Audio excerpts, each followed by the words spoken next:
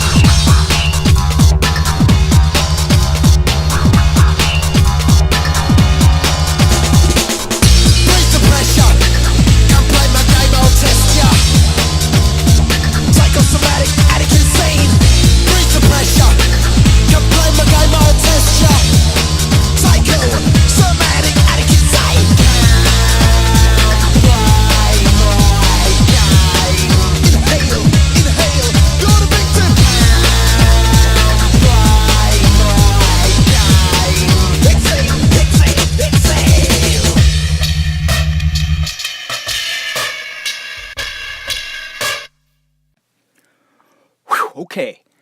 All right. Here we go. I gotta shake this off. All right. I have been putting this off. I was gonna do this yesterday. I swear to God. But I found everything else to do. I spent about 5 hours in the yard. Needed to do those things, but I took my time. Just going over in my head how I was gonna to do this, what I was gonna say, how I was gonna present it, if I was gonna do it at all. Because I got to tell you, this is a very sensitive subject. And I just want to let you know, right off the bat, these are my opinions, people. My opinions. And my opinion doesn't mean shit. But this show is going to be scary in a way, interesting, thought-provoking. And if you don't know about this case or this documentary that I'm going to talk about, it's called Paradise Lost. It is about the case of the West Memphis 3. And if you're aware of this, I'm sorry. I'm going to have to go through just a brief summary just to let the people out there who don't know about this, what's going on. May 5th, 1993. 3 little boys, 8-year-old boys, went out and played. After school, got on their bikes and skateboards, took off like any normal 8-year-old would do. This took place in a place called West Memphis, Arkansas. It's West Memphis. This is not in Tennessee. This is in Arkansas. Very close to Memphis. But like I said, West Memphis, Arkansas. 3 boys, 8 years old, bike ride. They don't come back home. Of course, parents concerned, so on and so forth. They go looking for the kids that night. The whole city got together looking for these 3 boys. They couldn't find them. Can you imagine? I got 2 kids, and if one of them went missing, by God, I am sure those parents didn't sleep that night. And if they did, there's something wrong with them. But anyways, they couldn't find them that night, and it got to the point where it was dark, and they decided to go ahead and do the search bright and early the next morning. So that's exactly what they did. And lo and behold, they found the 3 boys. And I got to tell you, folks, when I saw this documentary about, I want to say about 5 years ago. Never even heard of it. And I'm a big true crime guy. I know about all these cases. And I was reading something about a case, some other case, and it was brought up about the West Memphis 3. If you've never heard of it, you go check it out. It is the most bizarre, fascinating case you will ever read up on or watch their documentaries done about it. And I'm like, this is for me. I got to check this out. HBO did it. Paradise Lost, right? It's on YouTube. Great. I put this on. And within the very first 5 minutes, I don't know how the hell they got this footage. And I have no idea why they would show this, HBO. I mean, they must have been there right when it happened. I mean, I don't even know. I don't know if this footage was from HBO or just maybe it was crime scene footage. Maybe it was crime scene footage. But HBO got their hands on this footage. And they show these three boys as they took them out. I mean, they don't show them taking them out, but they show these kids. They were bound, tied up. Their hands were tied together and their feet were tied together, okay? They were thrown into a creek. So they found them in a creek and they fished their bodies out and they're laying on the side of this creek, all three boys. And they showed this. So right away, you are immediately, like, you are in. Whether it disgusted you or you're interested, whatever the case is. It's astonishing. If you've never seen it and you do see it, I warn you, it's very disturbing. And you go, oh my God. What the fuck? Who would do this to these three kids? Why? Who? I've never read up or heard about anything like this before. And I've done lots of reading up on this stuff. I find it just interesting, like anybody would find interesting, because it's really not part of our everyday lives. So we go out and we all love a good mystery, a good horror story. And oh boy, Paradise Lost. Wow. Like I said, HBO production. And sorry, folks, man, this material is quite, and that's why I found it hard to come on here today and talk about this documentary, because it's something that I have been researching for 5 years. I have done my research. Not only did I watch the documentaries, which are biased, okay? First one, not so much. But there are two other documentaries about this. There are two more Paradise Lost put out by HBO later on. We're not going to talk about those. We're going to talk about the first one. I don't think I want to talk about any more. Because I hear, like, if you take a side on this, especially if you're not, and the West Memphis 3, and I forgot to mention this, this is important. The West Memphis 3 are Damien Echols, and these are the suspects in the case and will eventually be prosecuted and found guilty by two separate juries, okay, in 1994. They were sent away for the murders, and I forgot to mention the three young boys. Their names are, and I probably should have wrote this down. I'm so nervous. I know their names. Christopher Byers, that's one of them, Michael Moore, and Steve Branch. Those are the three little boys that died. Now, the police, the West Memphis police, after about a month of doing their due diligence in the process of finding out who the hell did this, they finally brought in, I believe he was 17 at the time, Damien Echols. No, he was 18.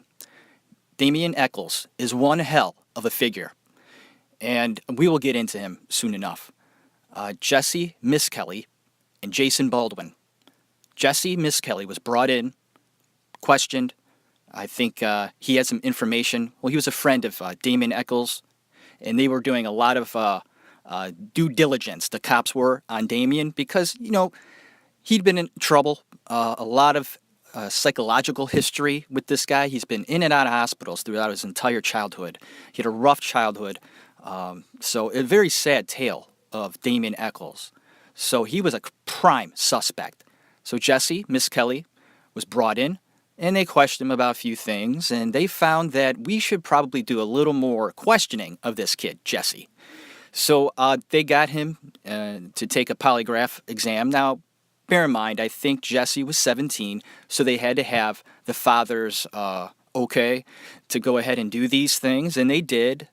Jesse's father, and his name is Jesse as well, said, fine, you can go ahead and do this, the test and whatever. So they did. He failed the test. They questioned him more, and he will end up admitting what happened. He confessed, and he said that him, Damien Eccles, and Jason Baldwin murdered these 3 kids. Now, mind you, Jesse Misskelley, it's a misconception about him, about how long the police questioned him or berated him and really put it to him to confess. There are people out there that say it was like a 10 to 12 hour interrogation. Wrong. It was about, I think, 3-4 hours. So that's a big difference. Why embellish that? I don't know. But people like to do this sort of thing without doing their own research, because I'll tell you something. You can go online and find out every case document about the trial, every little thing. And if you haven't done that yet, you have no business at all giving your opinion about this case. None. Just because you watch Paradise Lost does not mean you know the case. Does not mean you know what the fuck you're talking about. You got to go out there. This case is fucked up to the highest degree. You got to go on and do your homework about this case. But anyways, I'm talking about Jesse Misskelley, and he confessed the first time. His facts were way off. I think that he went ahead and tried to distance himself as much as possible in what really went on. So he would drop things here and there, tell lies, but for the most part, he was seeping in a little truth from time to time, and the cops knew it. They knew it. Jesse would go on to confess, and I'm not kidding, I think 6 to 7 more times. Now, there are people out there that say he was coerced and, he gave this confession, didn't mean it. People give false confessions all the time. Plus, they say Jesse, he's not the smartest kid. He's not retarded, okay? He's kind of slow. He's no scholar. But the guy knows right from wrong, and that's the only thing that matters.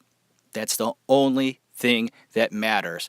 And when this kid does not give not only one confession, but several others, makes you scratch your head. And I'm going to tell you this right now. Might as well do it right now. I believe he had a confession where he put his hand on a Bible. There was a confession that he gave where he was told by his attorneys not to do it. And this is recorded, people. You could go find these. You could go online. They're on YouTube, and you can hear this. And I also want to point out, there's a great investigator, former attorney. His name is William Ramsey, and I respect him so much. He goes out there, he gives interviews, he writes books, he finally has got into the podcast world. All the things that he's done in the past, he has stepped up to the plate and done some great research, and not only this West Memphis 3 thing, but of other subjects as well.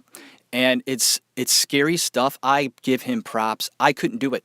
I'm scared to do this because I don't want people calling me up or like threatening me, because that's what they do. There are such big supporters of Damien Eccles, Jason Baldwin, and Jesse, because they're really hardcore into it. And a lot of celebrities back these guys after seeing Paradise Lost.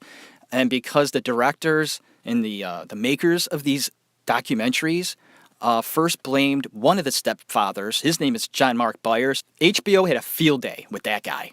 I mean, the community that this took place in, West Memphis, was like lower middle class, I want to say, with a lot of poor people, a lot of people living in trailers. That's where Damien lived. That's where Jason lived. And that's where Jesse lived.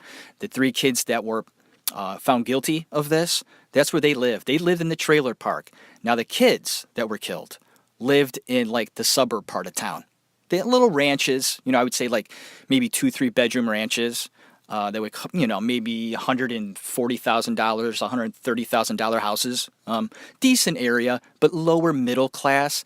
The area itself is not, I don't know. I went on Google Maps, and you can go and look at neighborhoods if you want. You put in an address, and I pretty much scoured that whole neighborhood.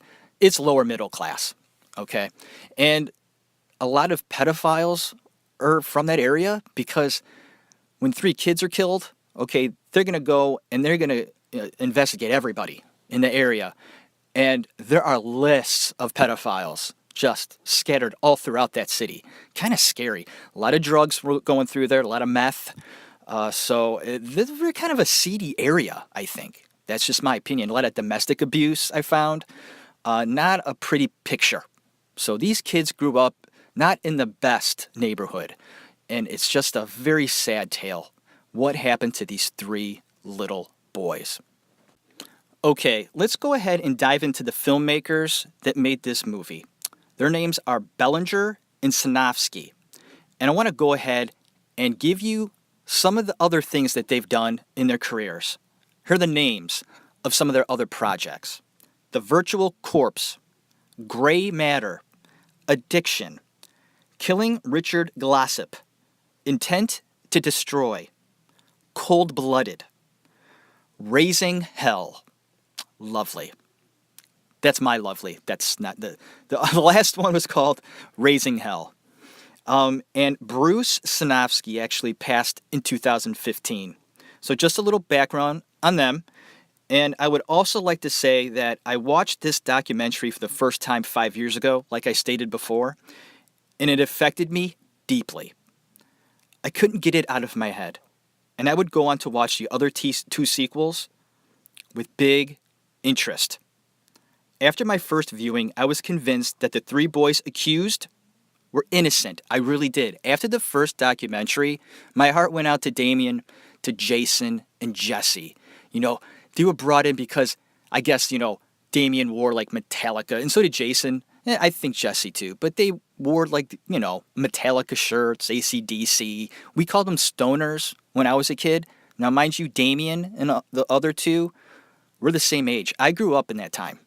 And where I was, that's what we called them, stoners. And there were a lot of them, actually. And I had a picture in my mind when I first watched Paradise Lost that, these poor kids, right? Small community. They were probably one of like 5 kids dressed like that. They probably stuck out like a sore thumb. Bullshit. I guarantee you, there were lots of kids that dressed like that in the area. Damien wasn't the only one, but he was brought in because of his history. He was in and out of psychiatric hospitals because his parents were afraid of him. And it's believed that he was involved in a cult. William Ramsey did a lot of research on that. And I read his book, and in the book he states that there was a cult in the area, and Damien was a part of it, and so was Jesse, and so was Jason. And I want to bring up Jason real quick. He kind of slips through, because you look at this kid, and mind you, for the trial, they had to, cut their hair. Jason's hair was pretty long before he was brought in on charges. They made him look all spiffy. Cute little haircut. He looked like the boy next door. And man, he pulled it off. I believe this kid. I still believe him. If you were to tell me, wow, which one do you think really didn't do it? I'd say, God, Jason. Look at him. I mean, he looked like he wouldn't hurt a fly. Nay, nay, nay. I have stories about this guy. I hear when he went to prison for this, he made it known he wasn't going to be fucked with. And he is a tough guy. Don't be fooled by Jason Baldwin. Don't be fooled. And Damien pretty much is what you see is what you get. And he's a terrible, terrible liar. Terrible. I'm an actor. Believe me. I know. This guy is so full of shit. But I'm sure I'm gonna hear about that. Yeah, I guess come at me. If you're listening to this show and you're a big defender of Damien and Jason, I get it. I mean, who wants to believe that three 17-year-olds would do something like that? Nobody does. It's disgusting. But when you do your research and stuff, that's what I'm telling you. It's like, if you haven't gone and done your research, and I know you're going to throw this at me, Terry Hobbs. I know it. I'm going to hear it. Terry Hobbs did it, stupid. Terry Hobbs is a very shady character. But you know what? He is not the only shady character in that city. There are many, many shady characters in that city. Terry was just one of them. And it's going to be a little bit more than his hair found, okay? Yeah, the kids were around his house all the time.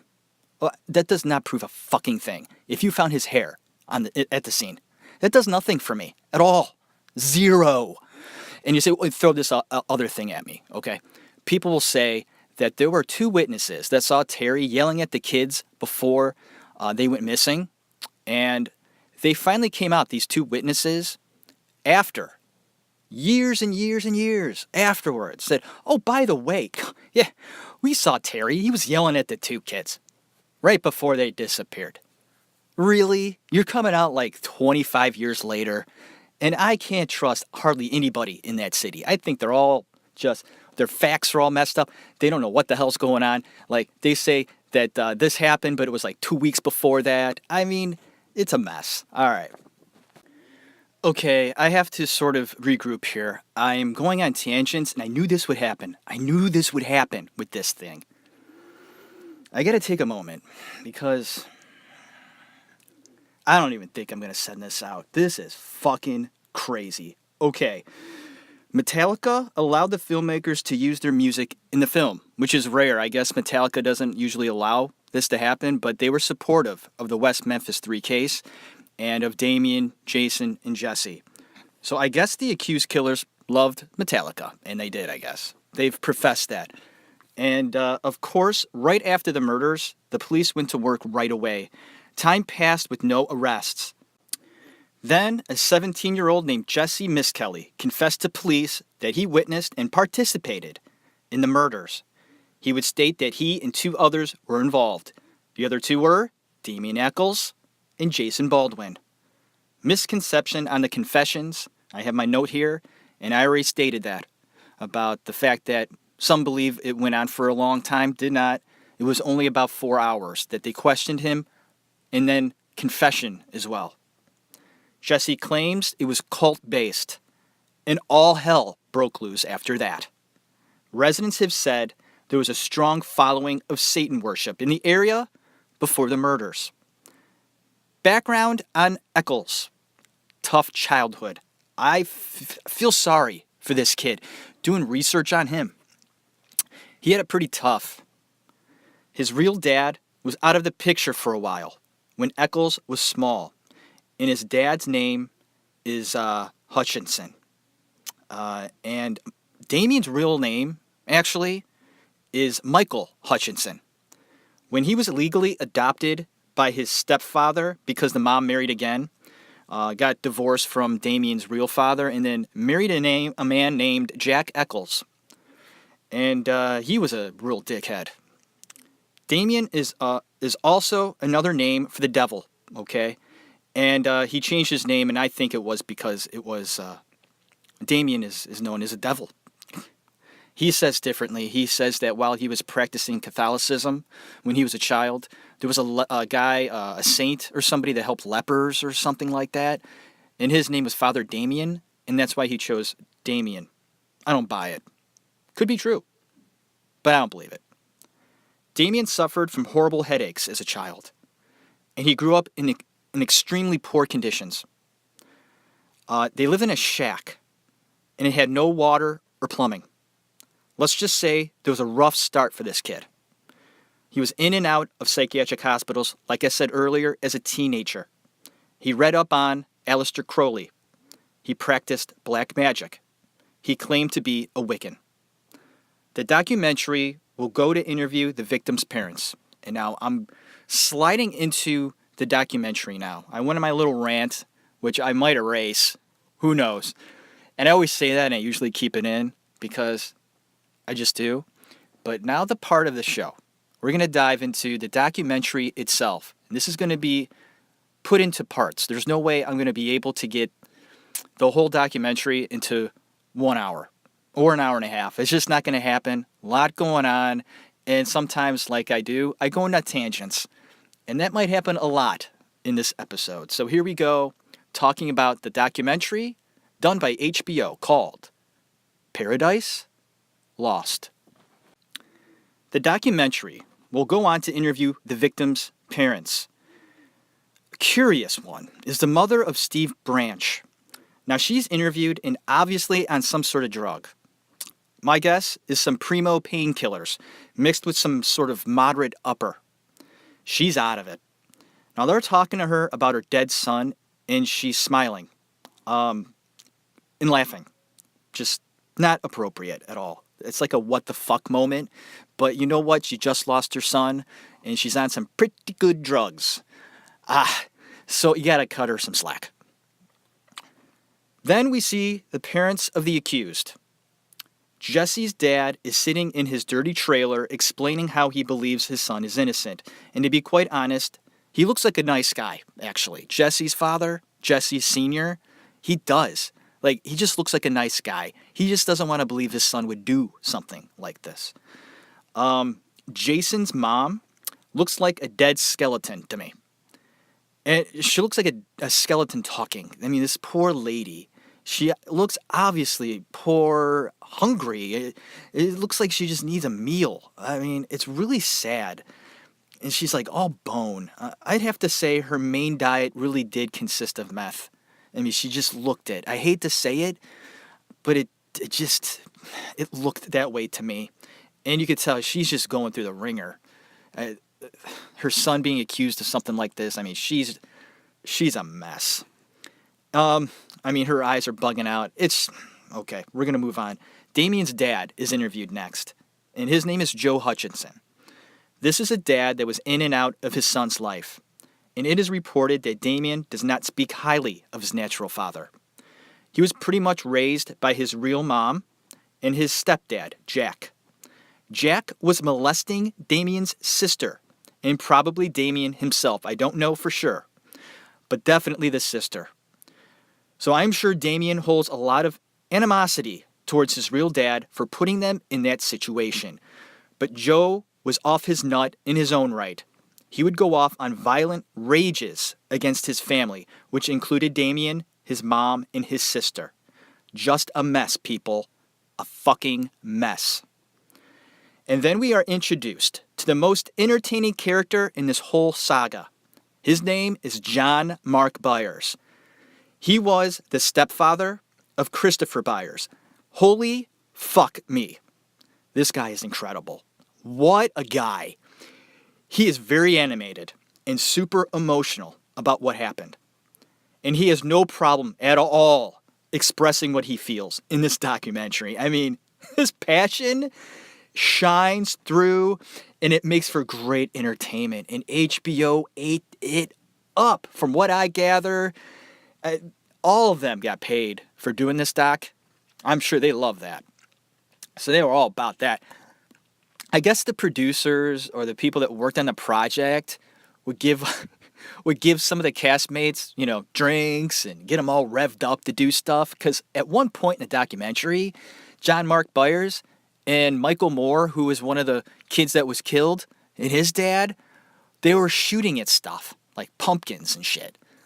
It looked like they were drinking and like they're shooting the guns. I might get into that later. But anyways, I found John Mark Byers to actually be very intelligent and well-spoken. I mean, he does not seem like a moron to me. He seems very intelligent, and I mean, just one hell of a character. Give a listen to this. Scared of the devil? I know who my comforter is. Thy rod and thy staff comfort me. And I thank you, Lord, for letting me be able to believe in that with all my heart. I hope y'all really believe in your master, the Satan, the sleuthfoot, devil himself, because he's not going to help you.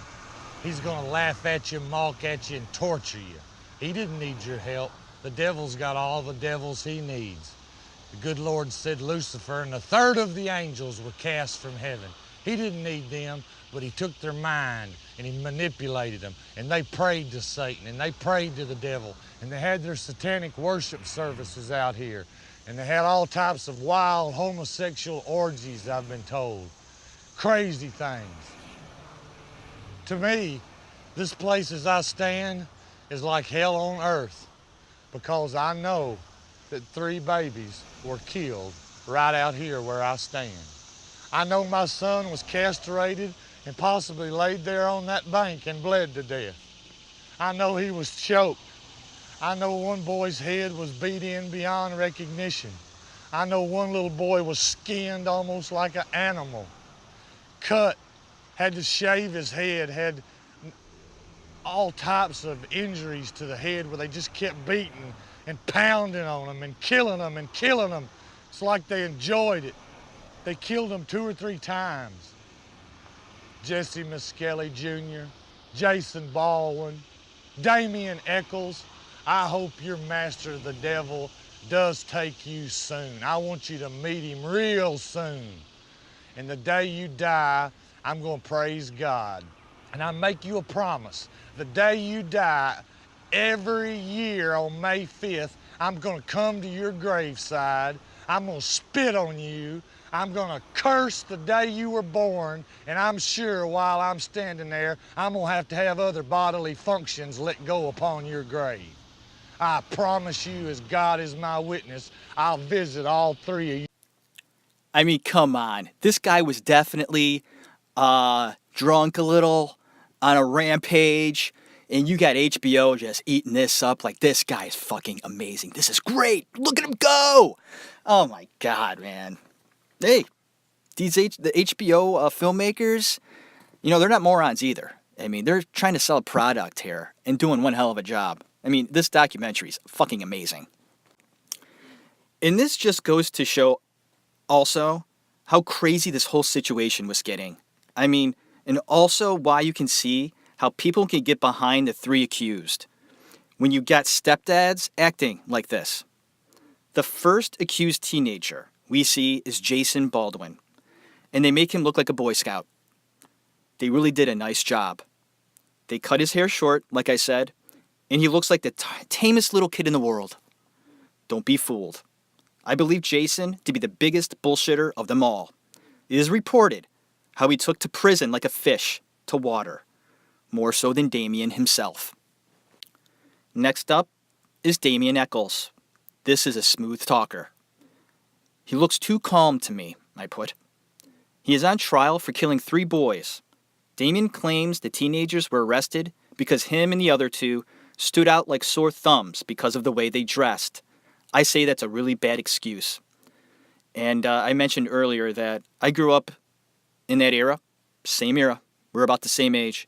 And how I would see kids like that dressed all the time. I was a little intimidated by those kids. I didn't dress up like that. I didn't listen to heavy metal music when I was a kid. I still don't. It's not my bag, man. I just don't listen to it.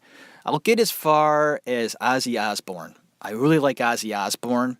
Black Sabbath was pretty good. But that's about it. Metallica, yeah, they're good. But that's about it, man. I don't really listen to anything else heavy. I think when I was 16, 17, I did buy a Guns N' Roses tape. And I really liked that.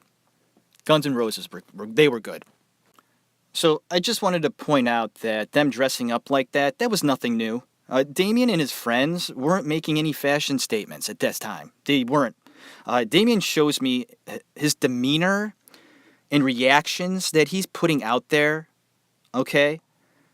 I feel him to be an act from the very beginning.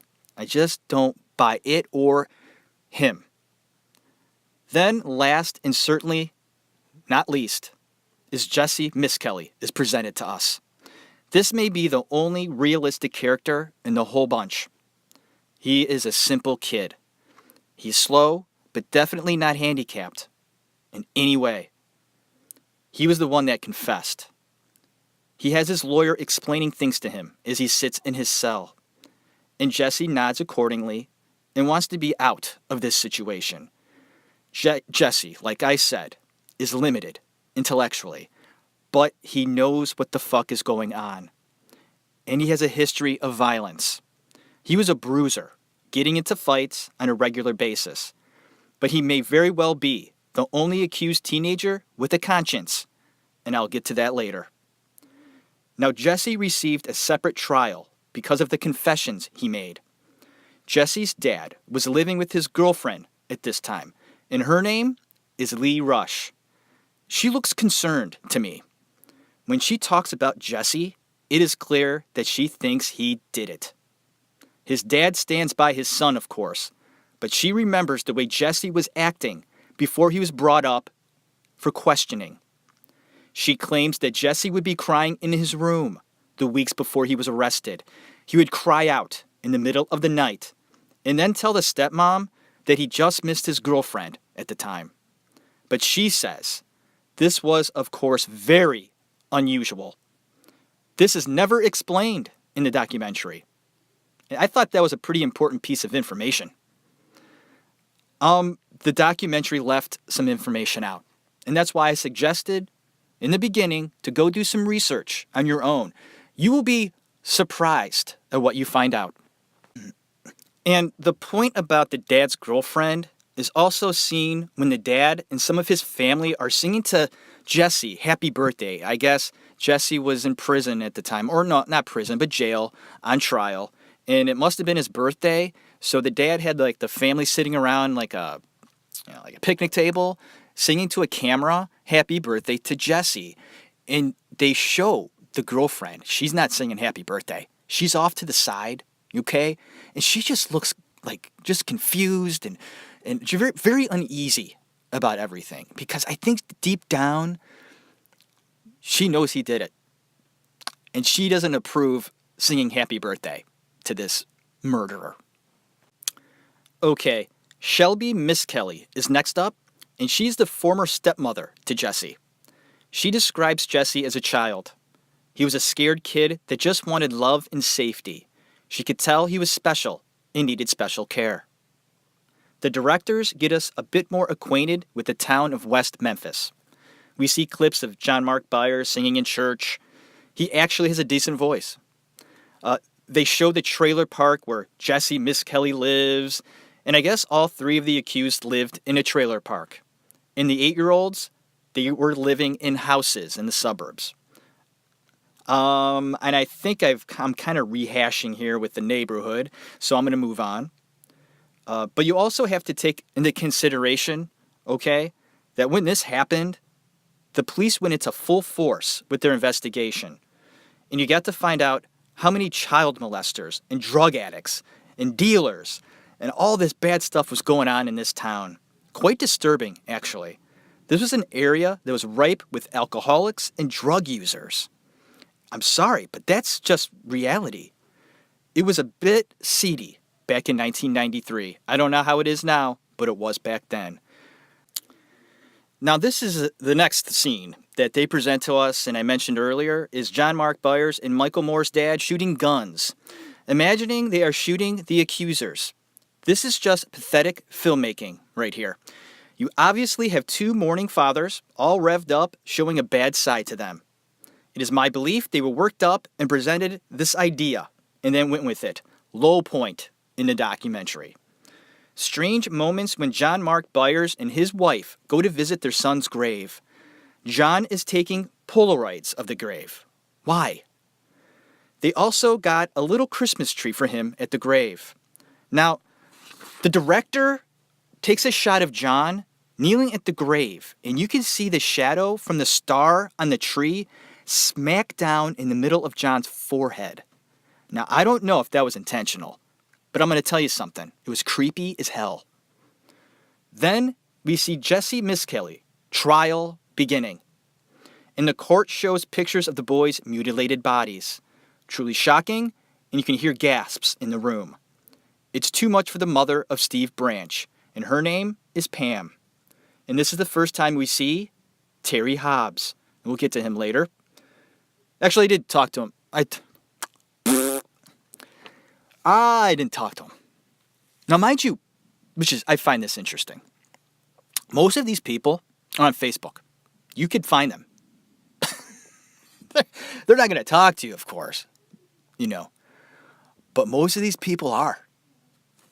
I didn't talk to him. I talked about him already a little bit. I don't know how much I want to get into Terry Hobbs. Maybe the next episode, maybe not. I may have to. If I'm getting reactions off of the first episode and people want me to talk more about something or whatever, I might do that. And it'll be nice to get some reactions. Maybe that's why I'm doing this like subconsciously. I don't get a lot of comments on my show. I get people listening, yes, but I don't get any comments about anything. I might get one or two or three after this episode. All right, I got to find out where the hell I was. All right. Okay. The trial concentrated on Jesse's first confession. I want to correct some inconsistencies about this. Some claimed he was forced to confess. Okay, if you're hearing that, there's like people banging downstairs. Now, mind you, I'm upstairs in my little room, and my kids, of course, they're not in school right now, and they're all over the house. So if you hear some banging or stuff in the background, it's probably them. Who knows? It might be my wife. Who knows? Oh my gosh, this episode's killing me. It's absolutely I shouldn't be doing this, or I should be doing this, and like, I don't know. I have this weird feeling like I shouldn't be doing this, but I want to do this. Does that make any sense? I'm like, I don't know. I'm like I can't talk. I'm having trouble concentrating. But anyways, let me get back on point. The trial concentrated on Jesse's first confession. And I want to correct some inconsistencies about this. Some claimed he was forced into a confession. Not true. The police notified and got permission from Jesse's father for an interview. And after said interview, the police felt to press him further, so they did. He took a polygraph. Failed. The documentary implied he was interrogated for 12 hours before confessing. Once again, this is false. Jesse arrived at the police station at 10 a.m. and confessed at 2 p.m. Only a few hours. And although Jesse's father says he believes his son is innocent, he gave an interview on June 7th, a few days after his arrest, and admitted his son may have been with Eccles and Baldwin at the crime scene.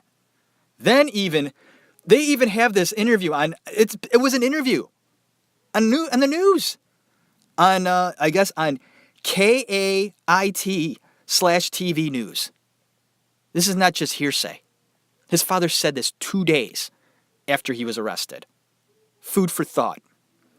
The reporter asked him, okay, was he with them? Then Jesse's father says this: he could have been with them, but he didn't have anything to do with it. I don't believe it. Oh my God. Wow. Man, guys, my goodness. Wow. And to further delve into Jesse's confessions, and I say confessions, plural, because he confessed several times, like I mentioned before. On June 11th, he confessed one of his confessions.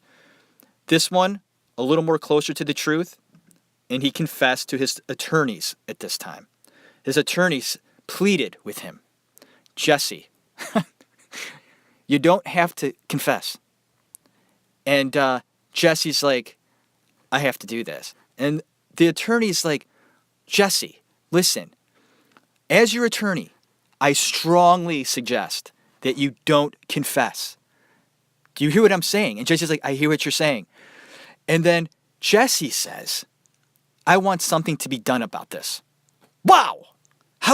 This is on tape, people. You could go hear this. He says this. This is no coercion. Where's the what? I hate that fucking word. Where's this pressure from the police department that I'm hearing about? All I hear are Jesse's attorneys and Jesse right now. And Jesse wants to confess freely. And his attorneys are like, dude, don't do that. And he says, well, I want something done about it. I'm going to tell you something. That is almost all I need. That's it. It's on tape. It was said. Why would he say that? I think he's the only one with the conscience. I do. But getting back to his first confession, the defense team did a great job in pointing out all the inconsistencies in Jesse's answers, and I get it, but I believe Jesse was doing his best to exclude his involvement with skewing facts on purpose in the process. Jesse was not the big idiot you think he is. Dude is not going to be an engineer, okay? But he can form sentences and express his knowledge on what is right and what is wrong. Don't be fooled by this dumb as rocks front they put up for this guy. The defense lawyers sit around and talk about how clean the murder scene was. Luminol tests were done at the site. It is reported that it lit up like a Christmas tree.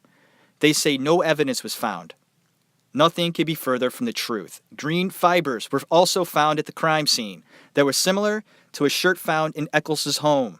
And red fibers, similar to a bathrobe, were found in Baldwin's home on one of the victims. Blue candle wax was also linked between Steve Branch and Eccles. The compass knife and bite marks were found. Okay, we got to get into this just a little bit. On one of the victims, there was an injury. It looked like a circle and like a little like a cross in the middle. And the defense is claiming that it was a bite mark. I never thought so. All the research I've done, and they say it's a bite mark, and then some people say, the kids being in the water, that the turtles were getting at them, and all that stuff. Okay, I don't know too much about that. I don't. I'm sure when a body is laying in a water like that, you may get some predators. I get that. But this injury, I never saw a bite mark ever. It's too perfectly round. Like, I just don't see somebody taking a bite, and I don't know. They don't look like bite marks to me. It looks round, and with that little cross in the middle, it's exactly how on the butt of a knife, on the very bottom of it, there was a compass, okay? And they think that this knife was used in the murder, and the butt of it was used to hit one of the kids. And with the butt of this knife, it had the compass, it had like this little X in the middle of it. I mean, hello. It just seems too simple to me, but they really made a big deal out of it being bite marks. And because of this, here's a quote from a man called Peter Loomis, who is an expert on tool mark and bite mark identification. Listen to this quote. Quote, "Bingo. The circular mark sure looks like the butt of a survival knife. The measurements fit. The diameter of the injury is 30 millimeters, and the diameter of the prominent circular area of the butt of the knife is 29.8 millimeters. Wow. The 3 lacerations under the eyebrow look like they were made by the serrations on the back side of the knife. The measurements also fit here. The lacerations measure 11.2 millimeters between them, and the serrated points on the knife vary between 11.1 and 11.4 millimeters. Of course, the photo with the wooden ruler is blurry, depicting these serrations, but I can still measure them." End of the quote. The X mark in the middle is a clincher for me. And when I did my research, if you notice in the photos, there's a tiny little X mark right in the middle of the circle. If you look at the compass knife, there is an X right in the middle. That clinched it for me. And then there's the bloody necklace found, and the trial was underway when they found this piece of evidence and they couldn't use it. I guess the filmmakers conveniently left this scene out of the film, but you can see it. It's a deleted scene. You can go on YouTube and view it. It's a scene about this bloody necklace that the prosecution found, but it was too late. They couldn't use it in the case. That could have been really something that the supporters of the West Memphis 3 don't know about, and if they do, they just kind of dismiss it, say, "Oh, it wasn't used in the case. We can't take it seriously." But we got to mention it, right? I found you could see it on YouTube, so that's why I'm bringing it up. The necklace belonged to Eccles, and it had blood from 2 different DNA sources. One was his blood, and the second was consistent with the blood of both victims Steve Branch and his buddy Jason Baldwin. This evidence was decided not to be used at trial because it came in too late. And you should see the scene. It's great. You got the defense lawyers looking worried as shit. Going, "Oh, you bring this in now? You can't do this." And I mean, it's a nice little scene. You got to check it out. And the most damning bit of evidence for me is this. The victims, the 3 kids that were found, okay, were tied with 3 distinctive knots. Why would one killer, Terry Hobbs, why would one killer use 3 different ways of making a knot on each individual kid? That makes no sense to me. There were 3 different killers that day. At least 3. 3. And I have actually reached out to Buddy Lucas. And I hope he answers a few questions. He probably won't. But I decided to reach out to him. He was one of the people that Jesse confessed to. And you can read all of these on the transcripts online. They're all there. Jesse told Buddy he did the murders with Damien and Jason. And he went into great detail about it. And cried. And then he gave this kid his shoes because they were muddy. And they reminded him of what he did. Here's some quick observations. Jesse Miskelly is a little guy. He is. He's kind of a small guy. I just thought I'd point that out. He's a little guy.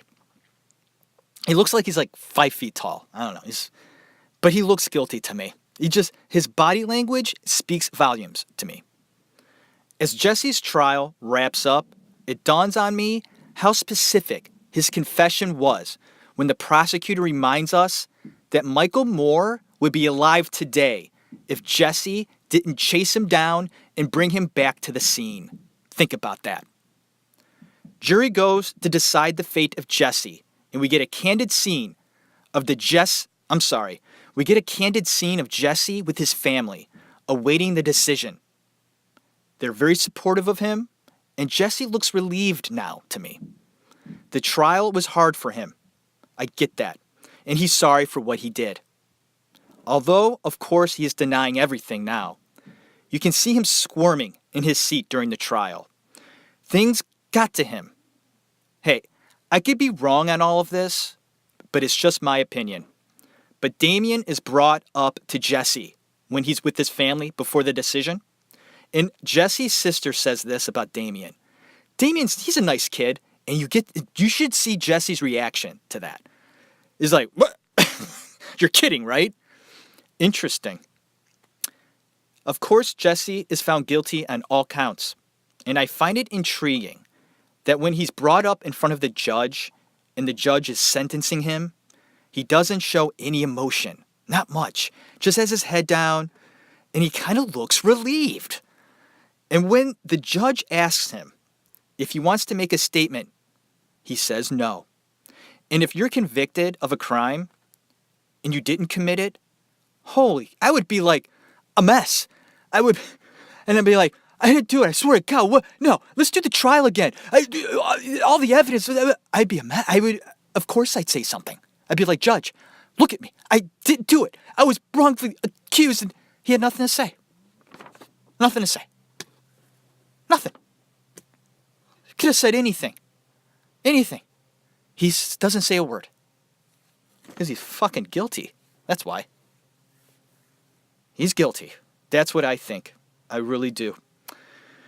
Okay, and that is where we're going to end this episode of the Actors Room, highlighting the documentary titled Paradise Lost. Intriguing stuff. We'll see if I have the guts to send this out. And it's coming out a little later than usual because it was a holiday weekend, Memorial weekend, been kind of busy, and also because, straight up truthfulness, I was afraid to do this episode. Looking forward to it in a way, but scared about reactions, about the whole content of it, how people are going to take my opinions on this case and go, Jeff's an idiot. Those 3 didn't do it. It was that Terry Hobbs guy. It was that John Mark Byers guy. Oh, it's this Mr. Bojangles, I guess this man went into a chicken restaurant late that night of the murders, bloody, messed up the bathroom, okay? And they could never find this guy. And they lost the evidence of, I guess he was bleeding all over the bathroom, but he had nothing to do with it. It was a random thing. This guy, I guess, was just a mess. He had a sling on, okay? He was one-armed. How the hell was he going to be involved in any of this? I didn't see it. But, I mean, what an interesting case. Just fascinating. A lot of people have their own opinions on it, and that's what makes it so interesting. And believe me, folks, I have looked on the other side. I'm not like that. I have done research on both sides, and it's amazing how the supporters of the West Memphis 3, and we're going to get into that in the next episode, the support that they got from celebrities in the business, people that I respect, people that I have reached out to in the past. The Hollywood scene scares me. And one of the big reasons why I am now sitting in a nice house in an awesome neighborhood with a great family, with love and support all around me. I went ahead and made a decision in my life years ago. Do I try to be this this image, a working actor, this crazy lifestyle? Or do I want to move back home and have a family and do the family thing? I love acting. I think about it all the time. I watch movies every day. But that scene, that Hollywood scene, and I know people in the business, it's not a pretty sight. Maybe something we'll talk about in the future.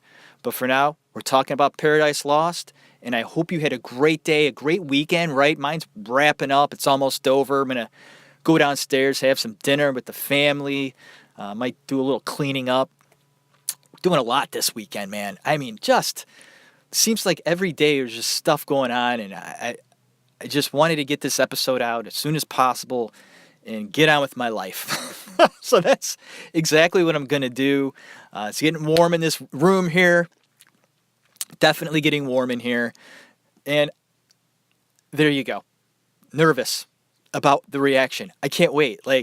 Please leave comments about this, guys. Do it. This might be the episode to do it. Leave a comment. Call me a moron. Do it. Say, Jeff, you don't have any idea. I know Damien. He would never do this. No, you have it all fucked up, Damien is shady, yes, but he didn't do it. And Jason would never do that. And Jesse, there's no way. Go ahead. Leave the comments. I'm open to it. Prove me wrong. Do it. I'm all for it. If I'm wrong, tell me. But you got to give me something solid. Do it. Do it, and I'll listen. Believe me, I will. I'm that type of person. I'm not closed off about people giving me hard, good evidence why these three are innocent.